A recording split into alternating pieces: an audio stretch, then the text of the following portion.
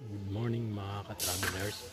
Ngayon, nandito tayo sa San Ildefonso Parish Church sa Tanay, Rizal. So, tingnan natin yung loob. Napakaganda ng simbahan. Catholic simbahan. Tingnan yung ceiling. Napakaganda. May mga bulaklak pa.